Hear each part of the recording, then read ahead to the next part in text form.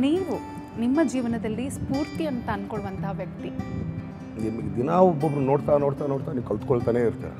ಯಾರೋ ಆ್ಯಕ್ಚುಲಿ ಕೈ ಇಲ್ದವನು ಅವನು ಆ್ಯಕ್ಚುಲಿ ಅಷ್ಟು ದುಡಿತಾ ಇರ್ತಾರೆ, ಅವನೊಂದು ಸ್ಫೂರ್ತಿ ಆಗ್ತಾನೆ ನಿಮಗೆ.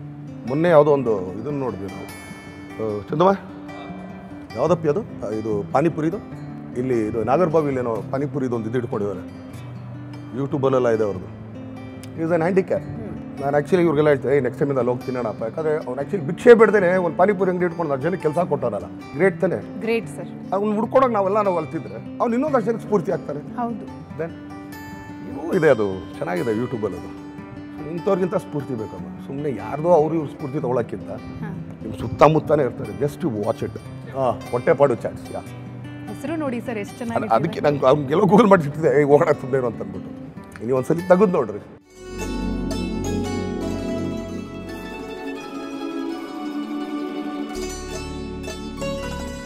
ಏನಮ್ಮ ಒಂದಿನ ಕೊಟ್ಬಿಟ್ಟು ಒಂದು ಊಟ ಕೊಟ್ಬಿಡ್ಬೋದು, ಬಟ್ ನೆಕ್ಸ್ಟ್ ನಾಳೆ ಯಾರು ಕೊಡ್ತಾರೆ?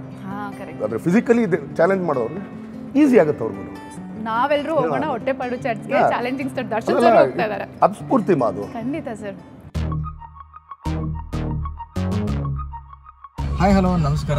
ನೀವು ನೋಡ್ತಾ ಇದ್ದೀರಾ ಕಲರ್ ಟಾಕೀಸ್.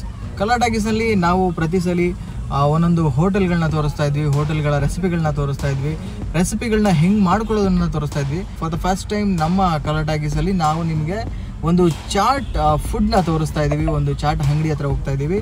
ಸೊ ಈ ಅಂಗಡಿ ಹೆಸರು ಏನಪ್ಪ ಅಂದರೆ ಹೊಟ್ಟೆಪಾಡು ಅಂತ.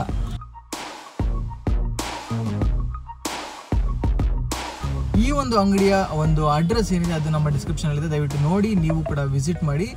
ಜೊತೆಗೆ ಈ ಅಂಗಡಿಯನ್ನು ನಡೆಸ್ತಾ ಇರೋದು ವೀರೇಶ್ ಅಂತ ಒಬ್ಬರು. ಸರ್ ನಮಸ್ತೆ, ನನ್ನ ಹೆಸರು ವೀರೇಶ್ ಅಂತ ಅಂದ್ಬಿಟ್ಟು ಇಲ್ಲೇ ನಾಗರಬಾವಿಲಿ ಇರೋದು ಅನ್ನಪೂರ್ಣೇಶ್ವರ ನಗರದಲ್ಲಿ. ನಂದು ಒಂದು ಉದ್ದೇಶ ಏನು ಸರ್, ಕಾನ್ಸೆಪ್ಟ್ ಏನಂದರೆ ಫುಟ್ಪಾತ್ ಮೇಲೆ ಎಲ್ಲ ಕಡೆಗೂ ವೆರೈಟಿ ಮಸಾಲೆ ಪುರಿ ಪಾನಿಪುರಿ ಸಿಗ್ತದೆ ಸರ್. ಈ ಬುಟ್ಟಿ ಚಾಟ್ ಅಂತ ಒಂದು ಸ್ಪೆಷಲ್ ಆಗಿ ನಾವು ಮಾಡ್ತೀವಿ ಸರ್. ಅದು ನಮ್ಮ ಅಂಗಡಿ ಸ್ಪೆಷಲ್ ವೆರೈಟಿ ಐಟಮ್. ಬೇರೆ ಬಂದ್ಬಿಟ್ಟು ಸರ್ ಬುಟ್ಟಿ ಚಾಟು, ಪಾಪಡಿ ಚಾಟು, ಮಸಾಲೆ ಪಾನಿಪುರಿ, ಸಮೋಸ ಮಸಾಲ, ಬೇಲ್ಪುರಿ, ದಹಿ ಪುರಿ, ಸೇವ್ ಪುರಿ 10 ಐಟಮ್ ಮಾಡ್ತೀವಿ ಸರ್. ಕಮ್ಮಿ ಐಟಮ್ ಇದೆ, ನೀಟಾಗಿ ಕೊಡ್ತೀವಿ. ಈಗ ನಮ್ಮ ಯುವ ಪೀಳಿಗೆಯ ಕಂಪ್ಲೇಂಟ್ ಏನಂದರೆ ನಮಗೆ ಕೆಲಸ ಸಿಗ್ತಾ ಇಲ್ಲ ಅಂತ. ಆದರೆ ಛಲ ಒಂದಿದ್ದರೆ ನಮ್ಮ ದುಡಿಮೆಯ ದಾರಿಯನ್ನು ತಡೆಯೋರು ಯಾರೂ ಇಲ್ಲ ಅನ್ನೋದಕ್ಕೆ ವೀರೇಶ್ ಅವರು ನಿಜವಾಗ್ಲೂ ಸಾಕ್ಷಿಯಾಗಿದ್ದಾರೆ ಅಂತಲೇ ಹೇಳ್ಬೋದು. ಸರ್ ನಾನು B.Com ಮಾಡಿರೋದು. B.Com ಮಾಡಿಬಿಟ್ಟು ಬೆಂಗಳೂರು ಬಂದಿದ್ದು ನಾನು. ಎಲ್ಲ ಕಡೆಗೂ ಏನಂದ್ರೆ ಆಲ್ಮೋಸ್ಟ್ ಅಲ್ಲಿ ಎಲ್ಲ 90% ಇಂಗ್ಲೀಷಾಗಿ ಹೇಳ್ತಾರೆ ಸರ್. ಉತ್ತರ ಕರ್ನಾಟಕದಲ್ಲಿ ಒಂದು ಸ್ವಲ್ಪ ಇಂಗ್ಲೀಷ್ ಲ್ಯಾಂಗ್ವೇಜ್ ಕಡಿಮೆ ನಮ್ಮದು. ಬಟ್ ಇನ್ನೊಂದು handicapped, ಅಡ್ಡಾಡೋಕ್ಕಾಗಲ್ಲ, 3rd floor 4th floor ಎಲ್ಲ ಹೋಗ್ಬೇಕು ಆಗಲ್ಲ ಅಂತಂದ್ಬಿಟ್ಟು ಕೆಲಸ ಮಾಡಿ ಸರ್. ನಾನು ಹಂಗೆ ಅಂದ್ಕೊಂಡೇ ಇಲ್ಲ, ಫಿಸಿಕಲ್ ಹ್ಯಾಂಡಿಕ್ಯಾಪ್ಟ್ ಅಂದ್ಕೊಂಡಿಲ್ಲ. ಎಲ್ಲರಿಗಿಂತ ನಾನು ಸ್ಟ್ರಾಂಗ್ ಆಗೇ ಇದ್ದೀನಿ ಸರ್. ನಾನು 4 ಜನಕ್ಕೆ ಅನ್ನ ಕೊಡ್ತಾ ಇದ್ದೀನಿ, ಅದು ಖುಷಿ ಇದೆ ನನಗೆ. ನಾವಿಲ್ಲಿ ಬಂದು ಇವ್ರ ಅಂಗಡಿಗೆ 2 ವರ್ಷದಿಂದ ಕಸ್ಟಮರು. ಬಟ್ ನಾವು ನೋಡಿರೋ ಮಟ್ಟಿಗೆ ಇಲ್ಲಿ ಥರ ಟೇಸ್ಟ್ ಸದ್ಯದಲ್ಲಿ ಎಲ್ಲೂ ಸಿಗ್ತಾ ಇಲ್ಲ. ಇಲ್ಲಿ ಸುತ್ತಮುತ್ತ ಸರೌಂಡಿಂಗಲ್ಲಿ ಅವ್ರ ವರ್ಕ್ಗೆ ಬೇರೆ ಯಾರೋ ಸಾಟಿಲ್ಲ ಸರ್. ನಾವು ಮಾಡೋಕ್ಕಾಗ್ತಿಲ್ಲ, ಆ ಕೆಲಸ ಅವ್ರು ಮಾಡ್ತಾರೆ, ಅದು ಖುಷಿ ಪಡಬೇಕು. ಇವತ್ತು ಎಲ್ಲ ಸರಿ ಇದ್ದು ಜನ ಹೊರಗಡೆ ಬಂದು ವ್ಯವಹಾರ ಮಾಡೋಕ್ಕೆ ಭಾಳ ಕಷ್ಟಪಡ್ತಾರೆ. ಬಟ್ ಅದರಲ್ಲೂ ಇವರು ಹ್ಯಾಂಡಿಕ್ಯಾಪ್ ಆಗಿ ಈಗ ಬಂದು ಇಲ್ಲಿ ಹೊರಗಡೆ ಬಂದು 4 ಜನ ಅಂತ ಅವರು ವ್ಯಾಪಾರ ಮಾಡ್ತಾರೋದ್ರಿಂದ ನಮ್ಗೆ ಅದಕ್ಕೋಸ್ಕರನಾರು ಇಲ್ಲಿ ಬಂದು ಪಾನಿಪುರಿ ತಿನ್ನಬೇಕು ಅನ್ನೋದೊಂದು ಫೀಲ್ ಇದೆ. ಬಟ್ ಅದೇ ರೀತಿ ಟೇಸ್ಟ್ ಕೊಡ್ತಾಯಿಲ್ಲ, ಅದು ಖುಷಿ ಕೊಡೋ ವಿಷಯ ಇಲ್ಲಿ ನಮಗೆ. ಸರ್ ಈ ಅಂಗಡಿ ಮಾಡಿದಾಗ ನನ್ನ ಕಾನ್ಸೆಪ್ಟ್ ಇತ್ತು, ನಾನು ಪಕ್ಕ 100% ಕ್ಲಿಕ್ ಆಗ್ತೀನಿ ಅಂತ ನನಗೆ ಗ್ಯಾರಂಟಿ ಇತ್ತು ಸರ್. ಯಾಕಂದರೆ ಜನಕ್ಕೆ ಚೆನ್ನಾಗಿರೋದು ಕೊಟ್ಟರೆ ಗೊತ್ತಾಗಂಟ ಅಷ್ಟೇ ಸರ್. ಗೊತ್ತಾದ್ಮೇಲೆ ಅವರೇ ಹುಡ್ಕೊಂಡು ಬರ್ತಾರೆ ಅಂತ ನನ್ನ ಕಾನ್ಸೆಪ್ಟ್ ಇಲ್ಲಿ ಗೊತ್ತಿತ್ತು ಸರ್. 100% ಗೊತ್ತಿತ್ತು ನನಗೆ. ಸ್ವಲ್ಪ ಟೈಮ್ ತೊಗೊಂತದೆ, ಯಾವುದೇ ಕೆಲಸ ಮಾಡ್ಬೇಕಾದ್ರೆ ಸ್ವಲ್ಪ ಟೈಮ್ ತೊಗೊಂತದೆ. ಟೈಮ್ ತೊಗೊಂಡು ಒಂದ್ಸತ ಕಸ್ಟಮರ್ಗೆ ನೀವು ಸ್ಯಾಟಿಸ್ಫೈಡ್ ಆಗಿ ಐಟಮ್ ಕೊಟ್ಟರೆ ಖಂಡಿತವಾಗಿ ಹುಡ್ಕೊಂಡು ಬರ್ತಾರೆ ಸರ್. ನಾನು ಇಲ್ಲೇ ನಾಗರಬಾವಿ BDA ಕಾಂಪ್ಲೆಕ್ಸ್ ಹತ್ರ ಚಾಟ್ಸ್ ಅಂಗಡಿಗೆ ಬರ್ತಾ ಇರ್ತೀನಿ. ತುಂಬ ಎಲ್ಲರಿಗಿಂತ ಇಂಪಾರ್ಟೆಂಟು ಇಲ್ಲ, ಕ್ಲೀನ್ಲೆಸ್ ಮೇಂಟೈನ್ ಮಾಡ್ತಾರೆ, ಹೈಜೀನ್ ಆಗಿ ಮಾಡ್ತಾರೆ, ಮತ್ತು ಕ್ವಾಲಿಟಿ ಮತ್ತು ಕ್ವಾಂಟಿಟಿ ಸೂಪರ್ ಆಗಿರುತ್ತೆ, ಟೇಸ್ಟು ಅಷ್ಟೇ ಸೂಪರ್ ಆಗಿರುತ್ತೆ. ಅವ್ರು ತುಂಬ ಹಾರ್ಡ್ ವರ್ಕ್ ಮಾಡ್ತಿದ್ದಾರೆ. ಹ್ಯಾಂಡಿಕ್ಯಾಪ್ಟ್ ಆಗಿದ್ರು ಕೂಡ ತುಂಬ ಡೆಡಿಕೇಟೆಡ್ ಆಗಿ ಕ್ಲೀನ್ಲೆಸ್ ಮೇಂಟೈನ್ ಮಾಡ್ತಿದ್ದಾರೆ. ಡೈಲಿ ರೊಟೀನ್ ಲೈಫ್ ಅಂದರೆ ಸರ್ ಬೆಳಗ್ಗೆ ಎದ್ದೇಳೋದು, ತರಕಾರಿಗೆ ತರೋದು, ಐಟಮ್ ತರೋದು, ಏನರ ನಾ ಇವತ್ತಿನ ಏನೇನು ಮಾಡೋದಕ್ಕೆಲ್ಲ ಎದ್ದ ತಕ್ಷಣ ಗೊತ್ತಾಗ್ಬಿಡುತ್ತೆ. ಯೂಶುವಲಾಗಿ ಮಸಾಲೆ ಪುರಿ ಪಾನಿಪುರಿ ರೆಗ್ಯುಲರಾಗಿ ಮಾಡಲೇಬೇಕು. ಒಂದು 10 ಗಂಟೆಗೆ ಸ್ಟಾರ್ಟ್ ಮಾಡ್ತೀನಿ, 12:30 ಅಷ್ಟೊತ್ತಿಗೆ ಐಟಮ್ಸ್ ಆಗುತ್ತೆ. 12:30 1 ಗಂಟೆ ಆಗುತ್ತೆ ಸರ್. ಐಟಮ್ ಎಲ್ಲ ರೆಡಿ ಮಾಡ್ಕೊಂಡು ಒಬ್ಬನೇ ರೆಡಿ ಮಾಡೋದು. ಐಟಮ್ ರೆಡಿ ಮಾಡಿದ್ರೆ 1 ಗಂಟೆ ಆಗುತ್ತೆ. ಊಟ ಐಟಮ್ ಮಾಡ್ಕೊಂಡು ಇಲ್ಲಿ ಬರೋದ್ರಲ್ಲಿ 2 ಗಂಟೆ 2:30 ಆಗುತ್ತೆ ಸರ್. ನಮ್ಮ ಶಾಪ್ ಬಂದ್ಬಿಟ್ಟು 3 ಗಂಟೆಗೆ ಓಪನ್ ಸರ್. 3 ರಿಂದ ರಾತ್ರಿ 10 ಗಂಟೆ ಇರುತ್ತೆ. ಇಲ್ಲಿನ ಒಂದು ಸ್ಪೆಷಾಲಿಟಿನ ನಾವು ನಿಮಗೆ ತೋರಿಸ್ತಾ ಹೋಗ್ತೀವಿ. ಇಲ್ಲಿನ ಒಂದೊಂದು ಚಾಟ್ ಐಟಮ್ಗಳು ಕೂಡ ತುಂಬಾ ರುಚಿಕರವಾಗಿರ್ತವೆ. ಬುಟ್ಟಿ ಚಾಟ್ ಅಂತ ಒಂದು ಚಾಟ್ನ ಮಾಡ್ಕೊಡ್ತಾರೆ. ಇದರ ಟೇಸ್ಟ್ನ ನೀವು ಸೌದರೆ ಮಾತ್ರ ಗೊತ್ತಾಗೋದು. ಇದನ್ನು ನಾವು ನಿಮಗೆ ಹೇಳಿ ಇದನ್ನು ಎಕ್ಸ್ಪ್ಲೇನ್ ಮಾಡೋದಕ್ಕಾಗೋದಿಲ್ಲ.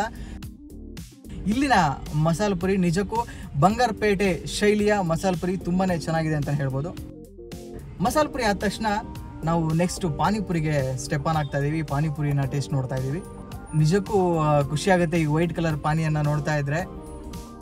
ಅದೇ ಥರ ದಹಿ ಪುರಿ ಕೂಡ ತುಂಬಾ ಫೇಮಸ್. ತಿಂತಾ ಇದ್ರೆ ತಿನ್ನೋದ್ರಲ್ಲೇ ಸ್ವರ್ಗ ಇದೆ ಅಂತ ಅನಿಸುತ್ತೆ. ನಾವಿಲ್ಲಿ ತಿಂದಂತಹ ಎಲ್ಲ ಐಟಮ್ಗಳಿಗೂ ಸಾಧಾರಣವಾಗಿ 30 ರೂಪಾಯಿ ಮಾತ್ರ ರೇಟ್ ಇದೆ. ನಾವು ಸ್ಪೆಷಲ್ ಆಗಿ ಬೆಂಗಳೂರಲ್ಲಿ ಎಲ್ಲೂ ತಿಂದಿರೋಂತಹ ಬುಟ್ಟಿ ಚಾಟ್ಗೆ ಮಾತ್ರ ಇಲ್ಲಿ 50 ರೂಪಾಯಿ ಮಾತ್ರ ಇದೆ. ಮಿಕ್ಕಿದ್ದೆಲ್ಲ 30 ರೂಪಾಯಿ ಅಂತಲೇ ಹೇಳ್ಬೋದು.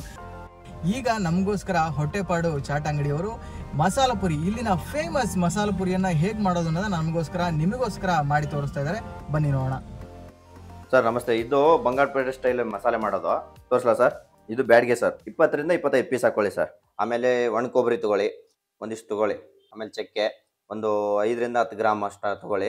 ಆಮೇಲೆ ಉರ್ಗಡ್ಲೆ ನಿಮ್ಮ ಅಳತೆಗೆ ತಕ್ಕಂಗೆ ಒಂದು 2 ಸ್ಪೂನ್ ಅಷ್ಟು ತಗೊಳ್ಳಿ. 1 ಸ್ಪೂನ್ ಅಷ್ಟು ಜೀರಿಗೆ ತಗೊಳ್ಳಿ. ಆಮೇಲೆ ಸೋಂಪು ಅದು 1 ಸ್ಪೂನ್ ಅಷ್ಟು ತಗೊಳ್ಳಿ. ಕಾಳುಮೆಣಸು 1 ಸ್ಪೂನ್ ತಗೊಳ್ಳಿ ಅದು. ಆಮೇಲೆ ಏಲಕ್ಕಿ ಒಂದು 5 ರಿಂದ 6 ಪೀಸ್ ಹಾಕೊಳ್ಳಿ, ಯಾಕಂದರೆ ಇದು ಫ್ಲೇವರ್ನೆಸ್ ಬರುತ್ತೆ. ಆಮೇಲೆ ಲವಂಗ 1 ಸ್ಪೂನ್ ತಗೊಳ್ಳಿ. ಇದು ಕಲ್ಲುವ ಸರ್, ಇಷ್ಟು ತಗೊಳ್ಳಿ. ಇಷ್ಟು ಕೊತ್ತಂಬರಿ, ನಾಟಿ ಕೊತ್ತಂಬರಿ ತಗೊಳ್ಳಿ, ಘಮ ಘಮ ಅಂತಿರ್ತದೆ.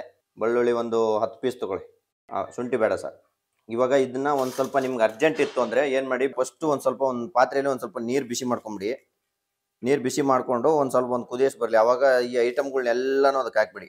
ಯಾಕಂದರೆ ಅದು ಬೇಗ ನಿಮಗೆ ಕುದ್ದೋಗ್ಬಿಡುತ್ತೆ, ಅಂದರೆ ಮೆತ್ತಗಾಗುತ್ತೆ. ಆಮೇಲೆ ನೀವು ಮಿಕ್ಸಿಗೆ ಹಾಕೋಬೋದು. ಟೈಮ್ ಇದ್ದರೆ ರಾತ್ರಿ ನೆನಕಿಡಿ, ಇಲ್ಲ 1 ಅವರ್ ನೆನಕಿಡಿ. ಈಗ ಆದಮೇಲೆ ಇದ್ರ ಮೇಲೆ ಒಂದು ಮುಚ್ಚಬಿಡಿ. ಈಗ ಅನುಕೂಲಕ್ಕೆ ಏನೇನು ಬೇಕೆ ಸಡನ್ಲಿ ನಮ್ಗೆ ಏನೇನು ಬೇಕು ಅದನ್ನೆಲ್ಲ ನಾನೇ ಮಾಡ್ಕೊಂಡ್ಬಿಡ್ತೇನೆ. ಕಾಲೊಂದು ಸಿಕ್ಕಾಬಿಟ್ಟೆ ನೋವು ಬಂದ್ಬಿಡ್ತದೆ ಸರ್, ಅದೇ ಸಮಸ್ಯೆಯಲ್ಲಿ. ನೋಡ್ಕೊಂಡ್ಬಿಡೋಣ ಸರ್. ಇದು ಮೆತ್ತಗಾಗಿದೆ ಸರ್. ಇದನ್ನ ಇವಾಗ ಮಿಕ್ಸಿಗೆ ಹಾಕೊಂಡ್ಬಿಡೋಣ. ನೀರು ಅದರಲ್ಲೇ ಬಿಟ್ಕೊಳ್ಳಿ. ನೀರು ಎಷ್ಟು ಬೇಕಷ್ಟು ಹಾಕ್ಕೊಳ್ಳಿ.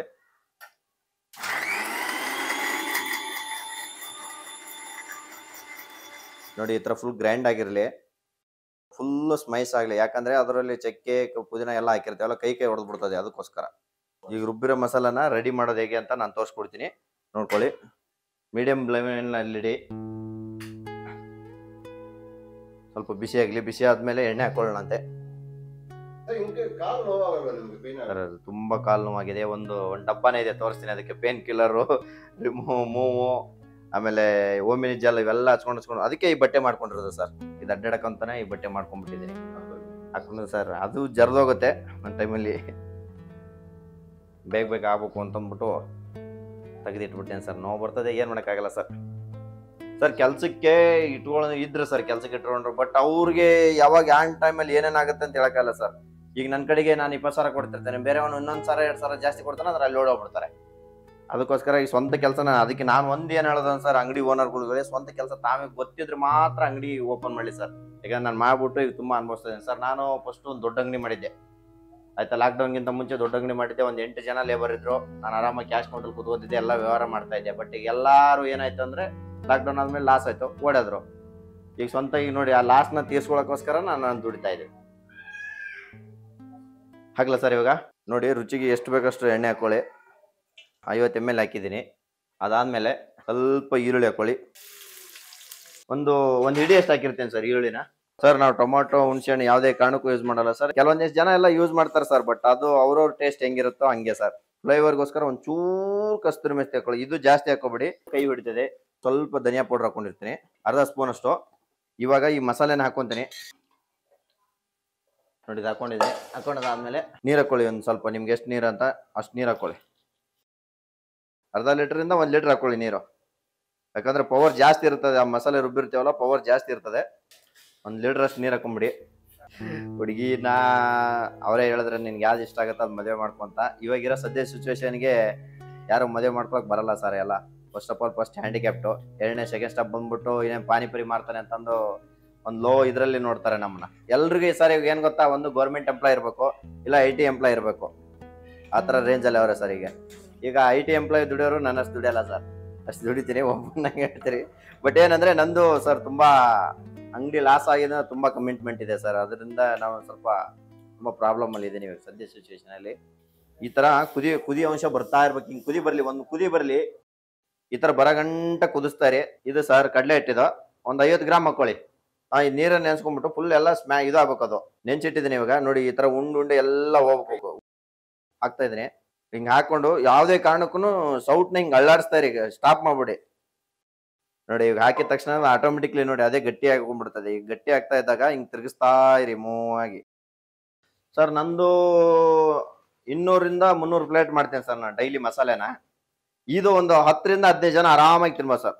ನೋಡಿ ಮಸಾಲೆ ಈ ತರ ಹಿಂಗ್ ಕುದಿ ಬರ್ಬೇಕು, ಗ್ಯಾಸ್ ಆಫ್ ಮಾಡ್ಬಿಡಿ. ಹಿಂಗ ಕುದಿ ಬರ್ತದ, ಈ ತರ ಉಪ್ಪು ಬರ್ತದ, ಅವಾಗ ಒಂದ್ ಸ್ವಲ್ಪ ಗ್ಯಾಸ್ ಫ್ಲೇಮ್ನ ಕಮ್ಮಿ ಮಾಡ್ಕೊಳ್ಳಿ. ಕಮ್ಮಿ ಮಾಡ್ಕೊಂಡ್ಮೇಲೆ ಅದೆಲ್ಲ ಒಂದ್ ಸ್ವಲ್ಪ ಡೌನ್ ಆಗುತ್ತೆ. ಡೌನ್ ಆದ್ಮೇಲೆ ಏನ್ ಮಾಡಿ ಅಂದ್ರೆ ಉಪ್ಪು ಹಾಕೊಳ್ಳಿ, ಎಷ್ಟು ಬೇಕಷ್ಟು ರುಚಿಗೆ ಉಪ್ಪು ಹಾಕೊಳ್ಳಿ. ನೋಡಿ ಒಂದ್ ಇಷ್ಟು ಹಾಕೊಳ್ಳಿ. ಫಸ್ಟು ಇಷ್ಟು ಹಾಕೊಂಡಾದ್ಮೇಲೆ ತಿರ್ಗಿಸ್ಕೊಳ್ಳಿ. ತಿರ್ಗಿಸ್ಕೊಂಡಾದ್ಮೇಲೆ ನೋಡಿ ಅದು ಉಪ್ಪಿಂದು ಅದೆಲ್ಲ ಕರಗಿದಾದ್ಮೇಲೆ ಇಲ್ಲಿದೆ ಅಲ್ಲ ಇದು ಈ ತರ ಎಲ್ಲ ಇದು ಹೋಗ್ಬೇಕು ಸರ್. ಇದು ಸರ್ ಆನ್ ಬರ್ತು ಹುಟ್ಟಿದ ತಕ್ಷಣನೇ ಹಿಂಗೆ ಸರ್. ನಾನು ಹುಟ್ಟಿದ ತಕ್ಷಣನೇ ಹಿಂಗಿದ್ದೀನಿ ಸರ್. ಅದು ಶಾಪವೋ ಹೊರವೋ ಗೊತ್ತಿಲ್ಲ, ಒಟ್ನಲ್ಲಿ ಹಿಂಗಿದ್ದೀನಿ ಸರ್ ಇವಾಗ ಸದ್ಯಕ್ಕೆ. ಮುಂದಕ್ಕೆ ಏನೇನಿದೆಯೋ ಏನೋ ಲೈಫಲ್ಲಿ ಗೊತ್ತಿಲ್ಲ ಸರ್. ಅದೇವ್ರು ಹೆಂಗ್ ಕರ್ಕೊಂಡು ಹೋಗ್ತಾನೆ ಹಂಗೆ ಕರ್ಕೊಂಡು ಹೋಗ್ತಾರೆ ಸರ್. ರಾಯಲ್ ಆಗಿದ್ದವನು ಲೋಕಲ್ ಬಂದಿದ್ದೀನಿ ಸರ್. ರಾಯಲ್ ಅಂಗಡಿಯಲ್ಲಿ ಕ್ಯಾಶ್ ಕೌಂಟರ್ ಕುತ್ಕೊಂಡು ಹೆಂಗ್ ಮಾಡ್ರೋ ಅಂತ ಇದೆ. ಬಟ್ ಅವಾಗ ಕೆಲಸ ಗೊತ್ತಿದ್ದಿಲ್ಲ. ಕೆಲಸ ಗೊತ್ತಿದ್ದು ನಾನು ಅವಾಗ ಮಾಡಿದ್ರೆ ತುಂಬಾ ಇಂಪ್ರೂವ್ಮೆಂಟ್ ಆಗ್ತಿದ್ರು. ಹುಡುಗರ ಮೇಲೆ ಡಿಪೆಂಡ್ ಆಗಿ ಎಲ್ಲ ಹೋಯ್ತು ಸರ್. ಅದೇ ಟೈಮ್ಗೆ ಕೊರೋನಾ ಬಂದು ಫುಲ್ ಎಲ್ಲ ಲಾಸ್ ಆಗ್ಬಿಟ್ಟು ರೋಡಿಗೆ ಬಂದಿದ್ದೀನಿ ಸರ್. ಒಂದೇ ಒಂದು ಪ್ರಾಬ್ಲಮ್ ಅಂದ್ರೆ ಕಾಲು ತುಂಬಾ ಅಂದ್ರೆ ತುಂಬಾ ಬರ್ತಾ ಇದೆ. ಅದು ಸಾಲ ತೀರ ಗಂಟ ಇರ್ಲಪ್ಪ, ಸಾಲ ತೀರದ ಮೇಲೆ ಬೇಕಾದ್ರೆ ಜಾಸ್ತಿ ನೋವಾದ್ರೂ ಪರವಾಗಿಲ್ಲ, ಎಲ್ಲರೂ ಕೆಲಸ ಮಾಡ್ಕೊಂಡು ನೆಮ್ಮದಿಯಾಗಿರ್ತೀನಿ ಅನ್ನೋ ಸ್ಟೇಜ್ ಅಲ್ಲಿ ಇದೀನಿ ಸರ್. ಒಂದ್ 20 ನಿಮಿಷ ಕುದಿಬೇಕು. 20 ನಿಮಿಷ ಆದ್ಮೇಲೆ ಕುದ್ದಾದ್ಮೇಲೆ ನೋಡಿ ಮಸಾಲೆ ಎಲ್ಲ ಒಂದೇ ಟೈಪ್ ಇದೆ. ಇದಾದ್ಮೇಲೆ ಈಗ ಒಂದ್ ಸ್ವಲ್ಪ ಮೇಲ್ಗಡೆ ಕೊತ್ತಂಬರಿ ಹಾಕೊಳ್ಳಿ. ನಾವು ರೆಡ್ ಮಸಾಲೆ ಮಾಡೋದ್ರಿಂದ ಯಾವುದೇ ಕಾರಣಕ್ಕೂ ಬಟಾಣಿ ಯೂಸ್ ಮಾಡಲ್ಲ. ಬಟಾಣಿನೇ ಸಪರೇಟ್ ಆಗಿ ಬೇಯಿಸಿ ಇಟ್ಕೊಂಡಿರ್ತೀವಿ ಸರ್. ಇದು ಗ್ರೀನ್ ಬಟಾಣಿ, ಇದು ಒಣಗಿರೋದು ಆಯ್ತಾ. ಇದೇ ತರನೇ ಅಂಗಡಿಯಲ್ಲಿನೂ ಸಿಗುತ್ತೆ ನಿಮ್ಗೆ, ಅದು ಬೇಯಿಸನೇ ಇಟ್ಬಿಟ್ಟಿರ್ತಾರೆ. ಆ ಬಟಾಣಿ ತಗೊಬೇಡಿ, ಈ ಬಟಾಣಿ ತೊಗೊಳ್ಳಿ. ಸ್ವಲ್ಪ ಕೆಲಸ ಜಾಸ್ತಿ ಆಗ್ಬೋದು, ಬಟ್ ತುಂಬಾ ಚೆನ್ನಾಗಿ ಟೇಸ್ಟ್ ಬರುತ್ತೆ ನಿಮ್ಗೆ ಸರ್. ಇದು ರಾತ್ರಿ ನೆನ್ಸಿಟ್ಬಿಟ್ರೆ ಬೆಳಗ್ಗೆ ಮಾಡ್ಕೊಳಕ್ಕೆ ನಿಮ್ಗೆ ತುಂಬಾ ಅನುಕೂಲ. ಇಲ್ಲ ಸಾಯಂಕಾಲ ಮಾಡ್ತೀನಿ ಅಂದ್ರೆ ಬೆಳಗ್ಗೆ ನೆನ್ಸಿಟ್ಕೊಂಡ್ಬಿಡಿ. 1/4 kg ಹಾಕೊಂಡ್ಬಿಟ್ಟು ಒಂದು 5-6 ಸೀಟಿ ಹೊಡಿಸಿ. 5 ಸೀಟಿ ಹೊಡಿಸಿ, ಫುಲ್ ಎಲ್ಲ ಸ್ಮ್ಯಾಶ್ ಆಗುತ್ತೆ ನೋಡಿ. ಇಲ್ಲಿ ನಾವು ಈ ತರ ಬೇಯಿಸಿ ಇಟ್ಕೊಂಡಿರೋದು 3 kg ಬಟಾಣಿಗೆ 1-1.5-2 ಲೀಟರ್ ಅಷ್ಟು ನೀರು ಹಾಕೊಂಡಿರ್ತೀವಿ.